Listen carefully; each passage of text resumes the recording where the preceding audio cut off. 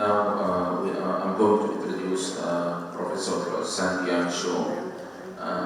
He is from Seoul National University Hospital in Korea since 2019.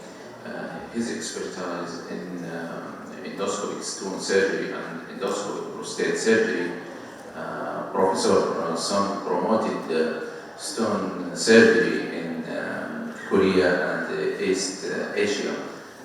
He is going to present about retrograde intrarenal surgery, robotic. And Professor Sung, please. Koreans normally do bow to express some respect for other people, especially for elderly people, so I just want to express my respect for you. And thank you for having me today.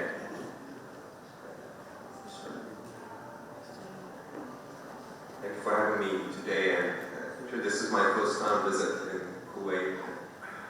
Thank you for having an opportunity to share my experience about robotic laparoscopy with you. Well, I'm working for the Seoul National University. And it has some main hospitals in Seoul, and 2 branch hospitals named Grameen Medical Center and the Seoul National University Gundam Hospital, and another healthcare center in Gangnam District. As you know, the Gangnam style. So it means this south part of the Han River in Seoul. So we are in collaboration with SKSH UAE. I have no idea about the collaboration of the New Jara Hospital in Kuwait with my hospital, but I hope everything is okay. Well, you can see my topic, my interest in my stone clinic and stone lab here. And actually it is no exaggeration to say that all of these items were originated from the recent development of flexible radioscopy. With the recent technological advancement in endourology, actually RIRS has become a very popular procedure for treating renal stones. And along with the introduction of new laser systems and high quality flexible radioscopy, the treatment indications for RIRS have expanded to include even big renal stones larger than 2 centimeters. This is a graph of data from 2009 to 2013 showing minimally invasive treatment in Korea is fast increasing. And at that time, the shockwave lithotripsy and famous nephromethotomy, PCNL were the main procedure in the treatment of stone in Korea. But when I started flexible radioscopic surgery in 2011 and maintained it for more than 2 years, I was confident, okay, I could overcome the learning curve of using the flexible radioscopes without significant damage to maintain the clinical volume in my place. And then the number of cases started to increase explosively. So my routine practice was expanded from the simple monotherapy of flexible radioscopy or PCNL to flexible radioscopy plus PCNL for managing 4 categories in the field of endoluminal endourology, such as renal endourology stone, ureteral stricture, epithelial carcinoma, and stone and BP, which I mean the endoscopic enucleation of the prostate. So I published the huge analytic data about how a beginner could overcome the learning curve of RIRS without any good mentor around the devices. And some major broadcasts in Korea showed huge interest in it. And then I saw this article as being a catalyst for explosive change in endoscopic stone surgery in South Korea. So in the year 2015, many patients from all over the country started to visit my place. And actually I had to strictly select the patients regarding the medical conditions because of the space limitation in my hospital. And surgical cases and the surgical difficulty increased together, and the proportion of complicated renal stones has increased accordingly. And in the year around 2015 and 16, I did almost 20% of all cases in Korea in my place. So, actually I wanted to ask of you whether you are satisfied with your current practice of RIRS in your place.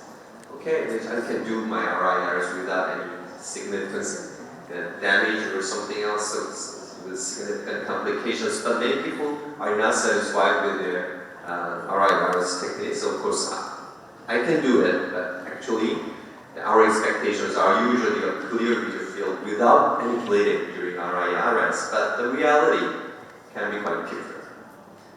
So if the pressure or that irrigation flow is high, we can see the hematuria because of the high outlet resistance in the ureters, and the pressure can be increased with the history of pyelonephritis and the resultant stiff calcium system. Then the fragmented stones can hide behind the hematuria and clots. And the kidney anatomy in the endoscopic system actually is not so intuitive because they don't lie perfectly on the same plane of the coronal section of the patients. And the upper pole lies towards the patient's back and tilt medially to the spine. And furthermore, we have to recognize that the upper pole posterior and the mid pole posterior calyces are the most dependent area, quite close to the patient's back. What are all this flow down? Everybody knows. And then we need to systematically navigate the calyces system from the lower anterior callus, the highest part of the kidney, right? And to the most dependent calyces, as I already told you. I mean, just the mid-pole posterior callus and the upper posterior calluses, where the fragments, stone fragments, can be collected during the stone fragmentation. So, but if there is any large stone in the lower callus, we have to do RIRs like this awkward position, posture, and just we need sometimes a quick, very long operative time, and we may feel severe muscle fatigue. So how about the stone fragmentation technique? If Basquiat is fast, accurate, and okay, our Basquiat technique is fast and accurate. We can expect high stone rate and a very shorter operative time. But if we want to, if you are a duster, well, we need some relatively long operative time. And so many international masters are still discussing about what is your time limit of your operative time. So just in my case, I would just 90 minutes or just 120 minutes can be okay if it is bilateral cases.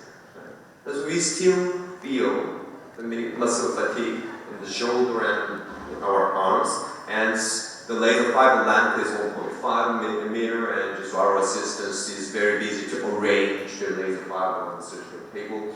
If we want to change it to the basket, and we can change it to the laser fiber again. Our assistant is very busy.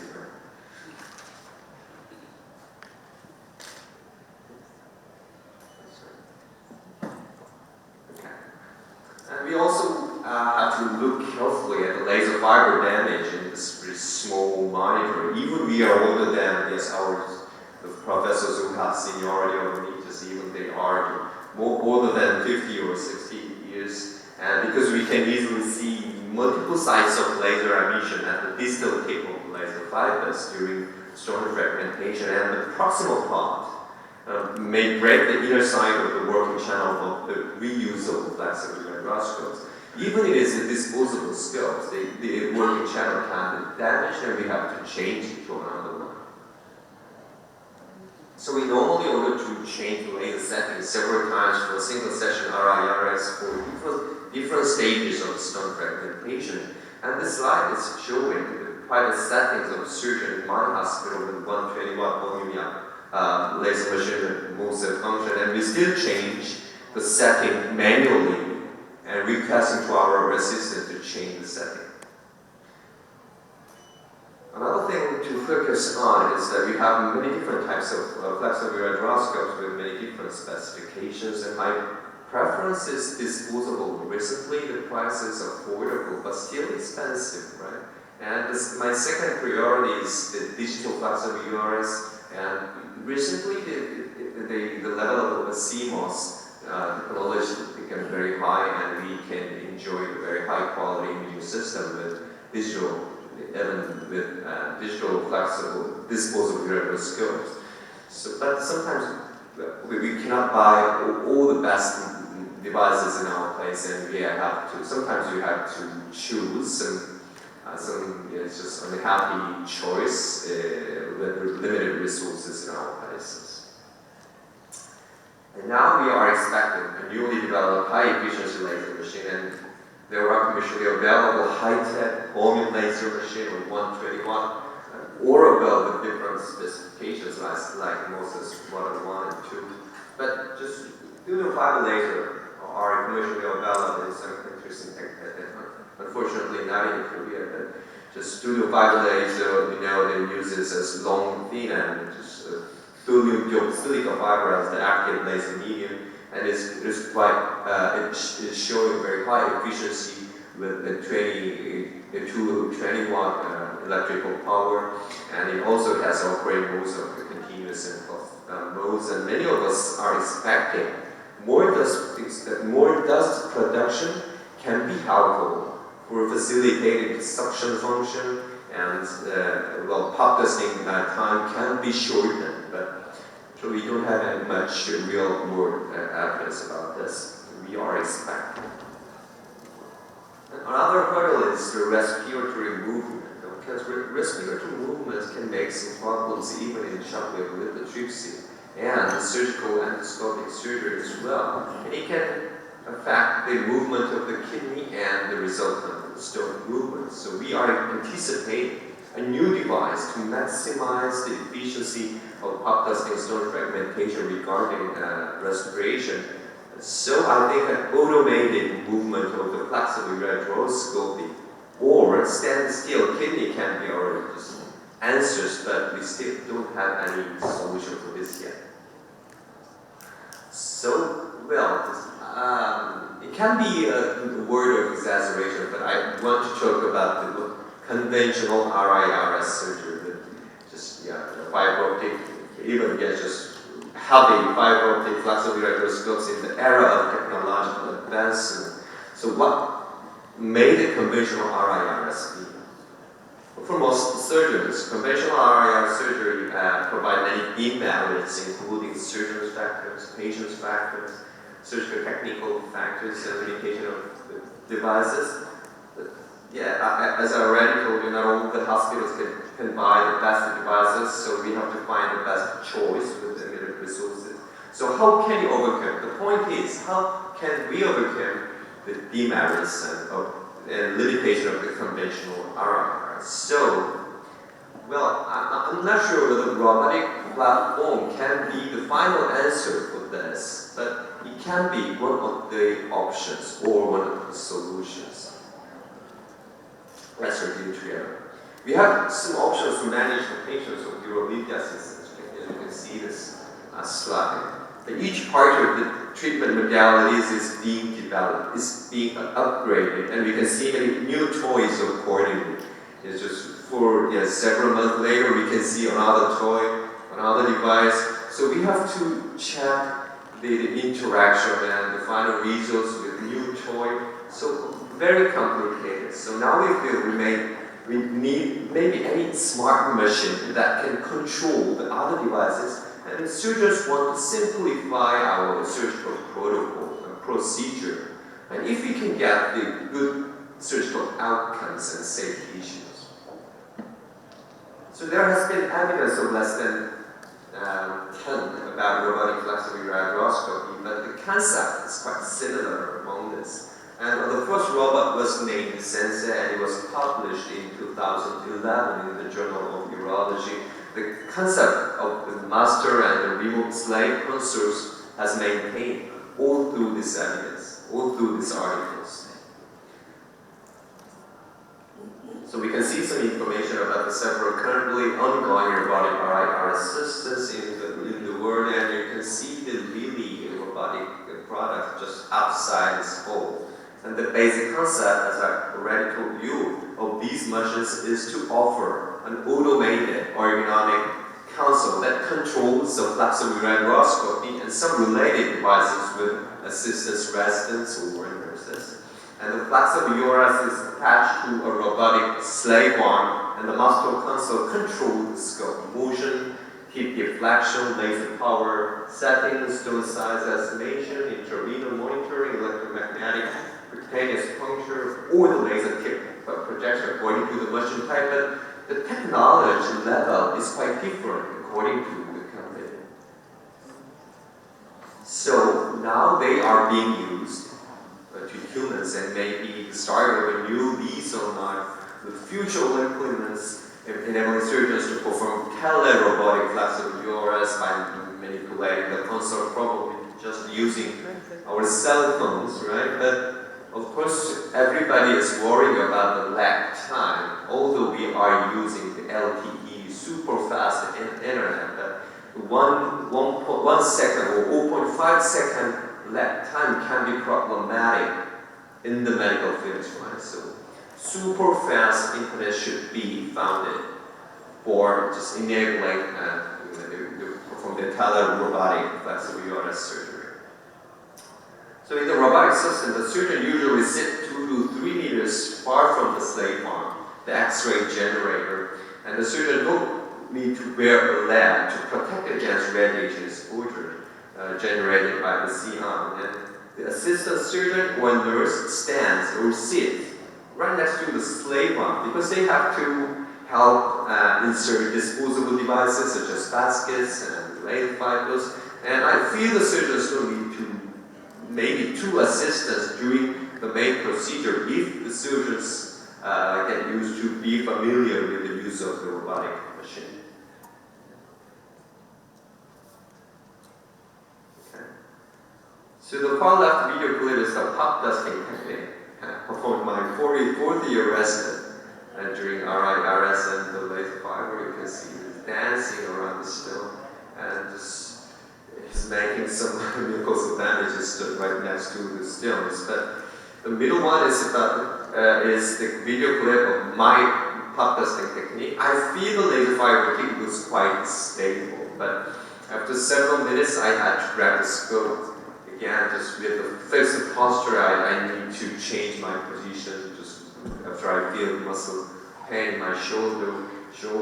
Of course, even if it was a disposable light flexible ureteroscope, the fixed posture can be stressful for the surgeons.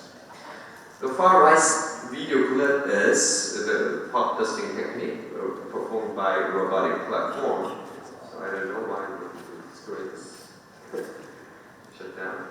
So when we do the pop dusting technique with the robotic platform, the things we have to consider is patient's respiration or just the irrigation settings. So just maybe if the robotic system can have some automated functions to manipulate or to change the setting of irrigation and laser or respiration things, then all the procedure for stone fragmentation can be automatic. So this is this kind of the concept like cruise control for driving a car in a railroad or in the high-speed road. So the only thing for us to do is, the cruise control is, just we have to let our cars to know, just we need to grab our handles for letting our cars know that our drivers are not sleeping. So when you want to do the stone fragmentation with robotic platform, just cruise control can be very just one of the strong points of robotic RIRS platform. But basically, it is a new concept. Because Da Vinci robot doesn't have any cruise control. While we do the robotic prostatectomy, just we have to do everything. Of course, the robotic Da Vinci system can make some lessen the hand traveling, or whether we can have some enhanced vision, but just it is not the same with cruise control. So some sometimes so in my place, I want to do the simultaneous surgery of, for example, left side PCNM, right side RIRS, or left side uterus stone, and the bladder stone, and inoculation of prostate. And I can let my resident perform the retroscopic surgery or RIRS with this robotic system, because robotic system can have a merged function for just, they can have some implemented, these tips and tricks of masters globally can be implemented in this robotic platform.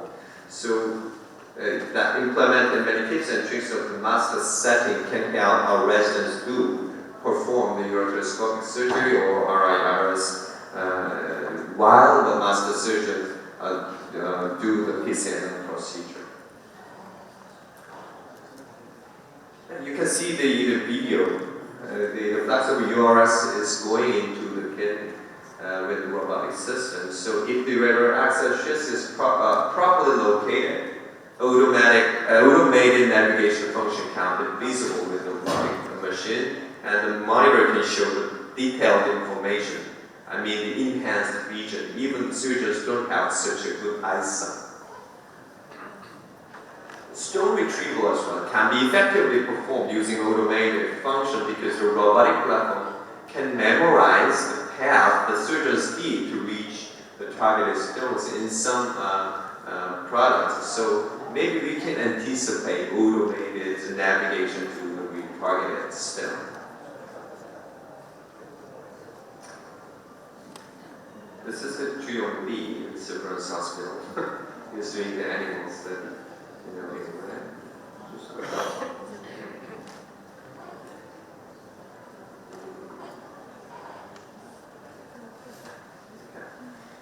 The companies are insisting they can solve the deep average of the conventional RIRS and robotic flexible radiography may lead to better results for beginners, especially for surgery that would need much surgeon fatigue, much radiation, more vasculating, and long vesting time. But well, let's find the future together with me from now on. The best candidates for robotic RIRs can be medium to large sized renal and upper ureteral stones and multiple stones, small stones in the kidney. Furthermore, according to the development of the devices, the indications can be expanded.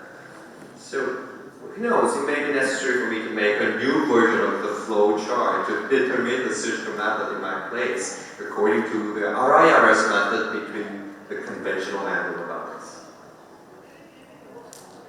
So what do you see the differences of robotic RIRS? What do you think just about, well, just robotic RIRS is high point? Now we are expecting less radiation exposure, less assistance, and cruise control function with the use of robotic RIRS machine at least. And the only thing to do during driving is, I already told you, to let the cars know the drivers are not slipping, right? By grabbing the handles, and automated function can help surgeons to perform RIRS surgery more comfortably than before. And another important thing is, now I feel why I am staying close to the development team. Some selected technologies are being added to the current robotic platform, and they are choosing some technology to implement to the robotic system. So I feel that these selected automated functions can determine the future of the robotic system and the level of RIRs.